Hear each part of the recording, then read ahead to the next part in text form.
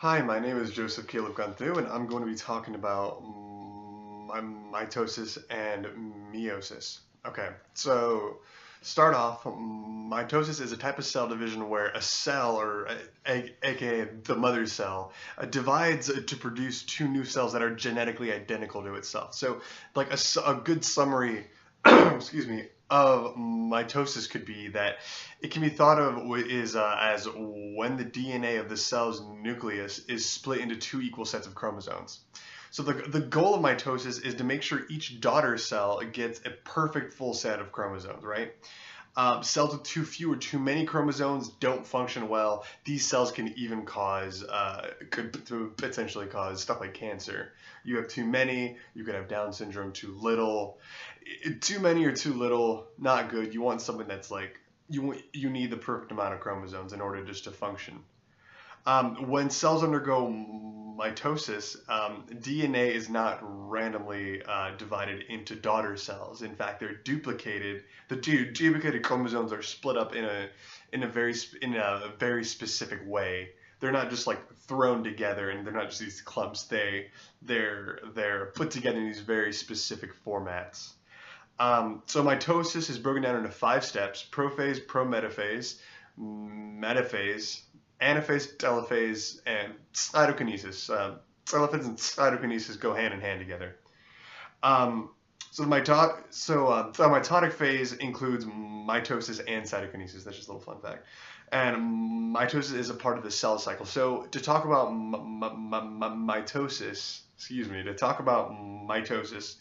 need to talk a bit about the cell cycle. So there's 4 distinct parts of the cell cycle. You have the G1 checkpoint, which is the control mechanism which makes sure that the stage is set for DNA synthesis. Then you have the S phase. So the S phase is a DNA replication that occurs during this phase, right? Then you have the G2 checkpoint, the second gap, which ensures that everything is ready to enter the M phase, or mitosis, and divide.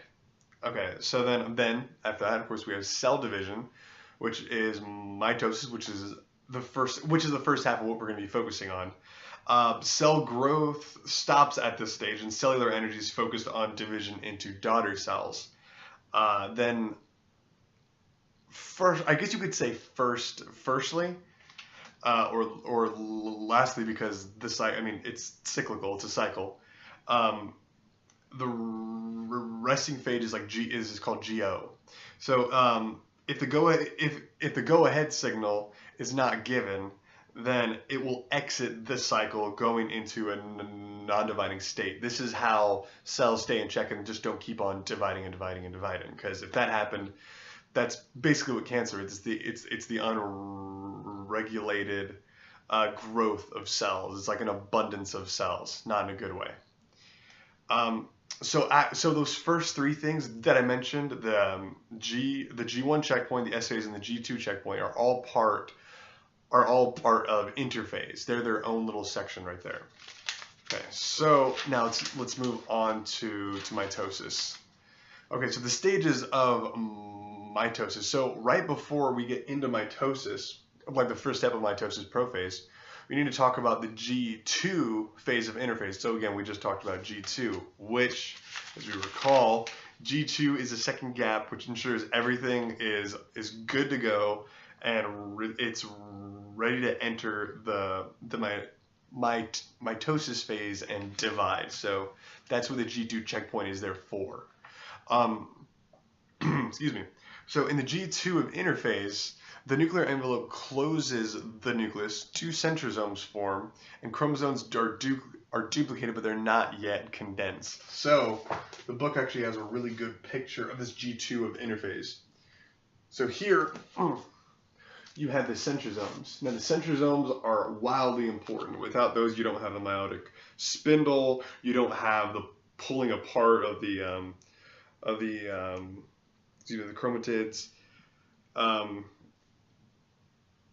That's basically like where it all kind of sets off. So at that phase right there, sorry, let me get this off. At the G2 of interphase, the nuclear envelope closes the nucleus, 2 centrosomes form, form, like the ones that we just saw right there up top. And the chromosomes are duplicated, but they're not yet condensed. That happens in prophase. So right here, I didn't show this. Okay, so again, those are the centrosomes right there, the yellow guys. Right there, that's where the the chromosomes are duplicating, but they're not yet condensed. That happens here. Like, notice the difference here. This is just kind of like just a mess. This is where they're actually starting to get condensed. This is where they're starting to get their trademark shape, if you will. So after that G2 of interphase, we have the first step of mitosis, which is prophase, which is also called early prophase. So this sets up the division of chromosomes. So this is where the nucleolus disappears. If you remember that the nucleolus is inside the nucleus, that disappears. The chromosomes start to condense. This makes them actually easier to pull apart. Then the meiotic spindle begins to form. This spindle is made up of microtubules and scytosomes. So its function is to organize the chromosomes and to move them during mitosis. So again, you know what? Maybe I'll just do this because it's actually kind of just easier to hold. So you can see there. This is the nucleolus that you. I'm not sure if I did not point it out actually during the G2 prophase, but it's this guy right here. This is a nucleolus, and then as you can see in mitosis, the nucleolus is not there anymore. It disappeared. So its function is to organize and to move them during mitosis. So then after that we go into prometaphase, which is just late prophase. This is when the nuclear envelope starts to break down. This is what like houses the nucleus. This is. Did I get that right? Yes. Once the nuclear envelope breaks down, that releases the chromosomes. Then the chromosomes become more condensed, and the meiotic spindle. The meiotic spindle grows, attaching to the connector cores, so the connector cores are actually on the centrosome of each sister chromatid. So it's these little things that form basically like dead center on each side of these things, right here. So this is when the connection of the meiotic spindle of the meiotic fiber, starts. So prometaphase or late prophase. Third step, metaphase. Okay, cool. This is when the centrosomes are at the opposite poles of the cell, which basically just means like that. The centrosomes. Let me just get the picture real quick. Excuse me. Prometaphase. Metaphase. Here it is. Okay. Ah, crap. You know what? Sorry, the book's picture kind of has a pretty little picture about it. Right there. Okay, so here, the centrosomes are at opposite poles of the cell, as you can see here. Now here is the metaphase base plate. The metaphase plate. This is where the centrosomes begin to line up. Then the connectors of the sister chromatids are attached to the connector microtubules coming from the opposite poles. So this is when they're just about to divide, when they're the right dead center in the cell. So what comes after this is anaphase. Anaphase is when the chromatids are like pulled apart. Right here. Oh, sorry. You know what? And the next step before anaphase, because there is a checkpoint here, the S spindle checkpoint, or the S checkpoint. The cell checks to make sure that the chromosomes are at the metaphase plate with their connectors correctly attached to the microtubules. So again, this is called the S spindle checkpoint. This helps to ensure the sister chromatids are split evenly between the two daughter cells. So in order for anaphase to actually happen, it needs to go through the S checkpoint first. So once the sister chromatids are once the S checkpoint ensures that the sister chromatids are split evenly between the two daughter cells, we can move on to anaphase. In anaphase, the chromatids are separated via the microtubules. They're pulled towards the opposite ends of the cell. And the chromatids start to move towards the poles. Anaphase actually begins when the cohesion proteins are cleaved, which allows the two sister chromatids of each paired apart. You could think of that as like the glue that starts to dissolve, which allows them to be broken apart. As you can see here, they have not necessarily like a complete X shape, but they're not. Almost have like, it looks like a double layer type deal on the metaphase. You go to anaphase, that is when the cohesion protein starts to work. It starts to break down. This is when we're actually able to start to break them apart. And after anaphase, you have, let me make sure that I read everything. Collection, by the end of anaphase, the two ends of the cell. Oh, I did miss that. By the end of anaphase, the two ends of the cell have equivalent and complete collections of chromosomes. There we go. Okay, so anaphase. Next, telophase and cytokinesis. Again, the two go hand in hand. Excuse me. So in telophase, the spindle fibers disappear. The chromosomes start to decondense. So as you can see there, in prophase, prometaphase, specifically in prometaphase, metaphase, and anaphase, we could see that the chromosomes were really condensed. They had like a cohesive shape to them.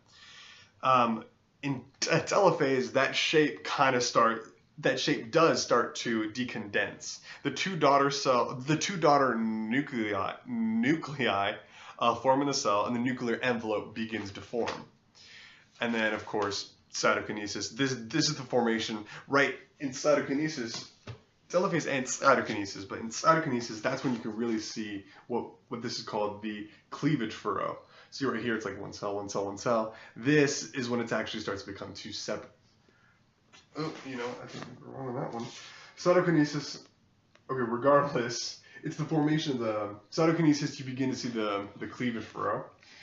You see, this is the cytokinesis is actually the division of cytoplasm to form two new cells, and the nuclear envelope begins to form, as you can see here, because the nuclear envelope started to break away and to disappear in prophase. It started to break away. Oh, I'm sorry. You know what? I think I'm wrong on that. Just want to make sure that I'm not wrong.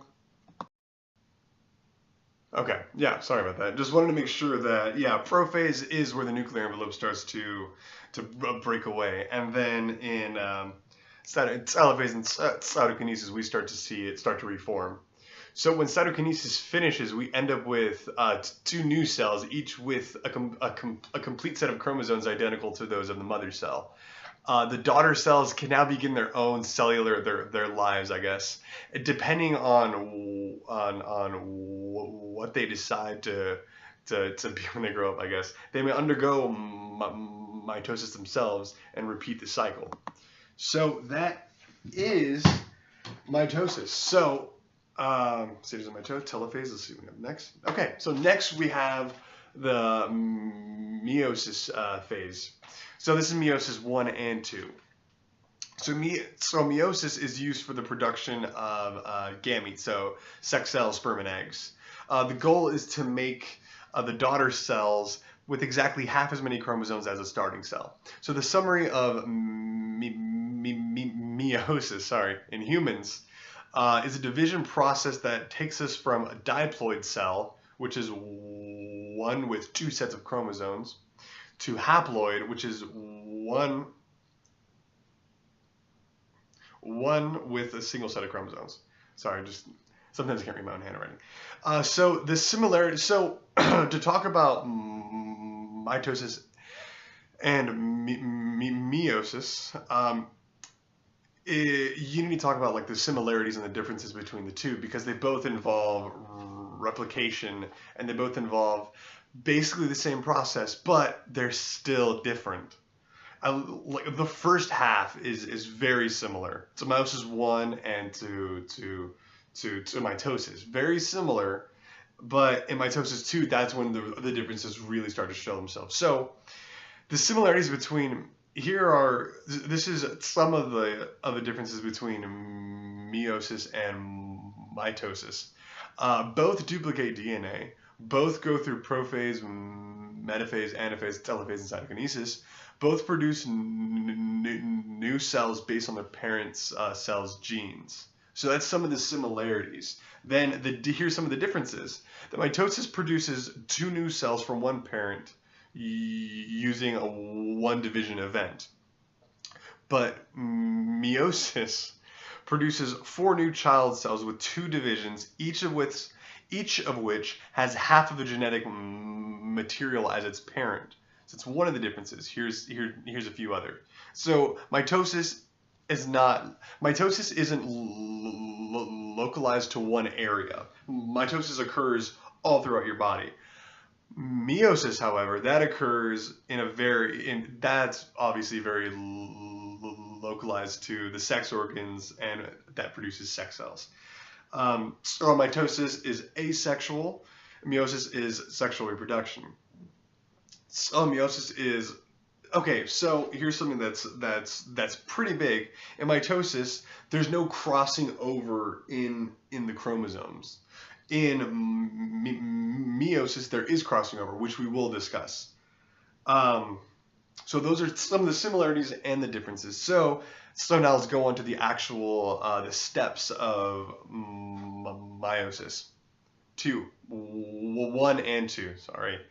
Okay, so prophase 1. Prophase 1. This is where we see that again the first half of this is very similar to that of mitosis.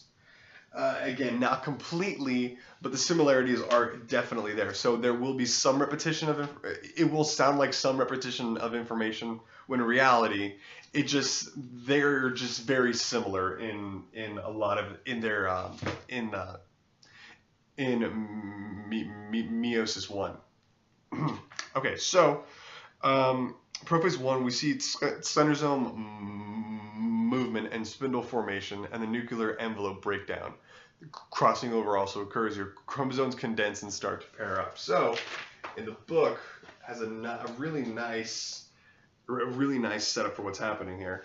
Also, I don't know if I mentioned it before, but the nuclear envelope breaks down. I did mention that, my bad. So here it is, prophase 1. That's a really good example of what's happening. So you can see the similarities between mitosis and meiosis, at least in the prophase stage. Again, you can see the big difference is the crossing over. So the crossing over, I wrote that down because I'm a little difficult, but crossing over is where the DNA molecules of the non-sister chromatids are broken down by proteins and are rejoined to each other. And there's actually a really great example of that in the PowerPoint. It basically, if you can imagine, like the two red X's, like the blue and the red. I think it's in here. I believe that I had it marked. Meiosis, tetraphase. So it's only going to take one moment. Yeah, this will work. So this is a really good example of crossing over. You see, we have the red and the blue right here, right? Crossing over occurs. Yes, okay, cool. Crossing over occurs, we get this. It's a totally new, and it's really specific because it's not just thrown around it's not just thrown around randomly, but like the parts of the chromosomes are shared in like specific areas here and then here. It's not just scattered all over the place. So after prophase 1, we go to metaphase 1. Yes. Okay. Yeah. We go to metaphase 1. It follows the same process, except we don't really talk about prometaphase in this one. So in metaphase 1, this is where the pairs of homologous chromosomes are arranged at the metaphase plate, which remember, that's like dead center in the cell. The chromosomes are starting to arrange themselves dead center at the metaphase plate in the cell. Both chromatids of one homolog are attached to the connectochore microtubules from one pole. The other homologs are attached to the microtubules from the opposite pole. Excuse me. So again, as you can see here, okay. So as you can see here, very similar to metaphase in mitosis. Okay, that right? Yeah, right there. But they're stacked right there. The crossing over has occurred. They formed, excuse me. Sorry, I just wanted to make sure that I use this term right. Forms a nice tetrad, and that's why it looks so similar, but it's different in terms of like how it looks, how the cell looks in metaphase 1 versus metaphase and mitosis. So after metaphase 1, we go to anaphase 1. So anaphase 1, this is where the sister chromatids stay together. Breakdown of protein that's responsible for chromatid cohesion starts to break down. The homologs are pulled apart and they move apart to opposite ends of the cell. Again, super similar to what we've previously seen in mitosis. Again, great picture right there of what it is. Anaphase 1. So yeah, I mean it looks so similar except for the tetrads and the crossing over. And then finally we have this is just the first half of meiosis. We're almost done, I promise. We have telophase 1 and cytokinesis. So telophase 1, the chromosomes arrive at the opposite poles of the cell. Each chromosome has 2 non-identical sister chromatids. The cleavage furrow forms, and then cytokinesis occurs simultaneously. Again, super similar to mitosis. Then we start to mix it up a little bit with the 2s, with meiosis 2. At this point, I believe that there are 2 sister cells. I hope I'm using that correctly. So in meiosis 2, we have prophase 2. Which this is where a spindle apparatus forms. Chromosomes start to condense and they move towards the metaphase 2 plate. The nuclear envelope starts to break down. Centrosomes start to move. Remember and remember what the centrosomes are. The yellow. Look right here. These are the centrosomes. They're responsible for pulling the cell. They're responsible for basically like helping pull the cell apart. Centrosome. A spindle forms between them, and the microtubules capture chromosomes. Then you have the metaphase plate. This is where the chromosomes are positioned at the metaphase plate, as similar to mitosis. Then the connectures of the sister chromatids are attached to microtubules extending from opposite poles. Metaphase 2. Here we go. Again, there's always a pattern here. It's very similar when we're talking about meiosis and mitosis, but there are differences. The patterns are still there. We still get the lineup in the metaphase plate. We still have the breakdown of the cohesion protein. It's all very similar, but it is different. So then after the metaphase 2, we go to anaphase 2. This is where the sister chromatids start to break apart, allowing the chromatids to actually separate as they did before in anaphase 1. The sister chromatids separate and are pulled towards the opposite poles of the cell. Check it out. So again, similar to what we've already seen, different though. Then you have telophase 2 and cytokinesis. This is where the nuclear membrane forms around each of the chromosomes. The chromosomes start to decondense. Cytokinesis splits the I think it's chromosomes. I think I might have. Pretty sure cytoplasm. Splits them into new cells, and we get 4 haploid cells, and each chromosome has just 1 chromatid. And that is the end of the review of mitosis and meiosis. Thank you very much.